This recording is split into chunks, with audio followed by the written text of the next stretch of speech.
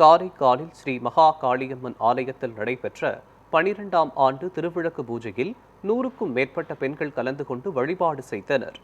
ஸ்ரீ மகா காளியம்மன் ஆலயத்தின் வைகாசி திருவிழாவின் முக்கிய நிகழ்வாக 12ஆம் ஆண்டு திருவிளக்கு பூஜை நடைபெற்றது. இதில் 100க்கும் மேற்பட்ட பெண்கள் கலந்து கொண்டு குத்துவிளக்கை அம்மனாக பாவித்து சிறப்பு பூஜைகள் செய்து வழிபட்டனர். உற்சவர் வளையலால் அலங்கரிக்கப்பட்டு தாமரை மலரில் மகாலட்சுமியாக எழுந்தருளி பக்தர்களுக்கு அருள் பாலித்தார். தொடர்ந்து சிவாச்சாரியார்கள் அம்மனுக்கு 1008 சகஸ்ரநாம அர்ச்சனை செய்து மகா தீபாராதனை காண்பித்தனர்.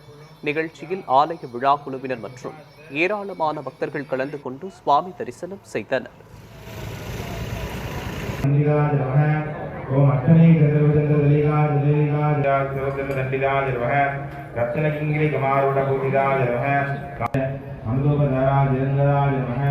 ஓம் குடகுழியாய நமः ஓம் பூர்ணவட்டாய நமः ராமேஸ்வர மங்கல்ய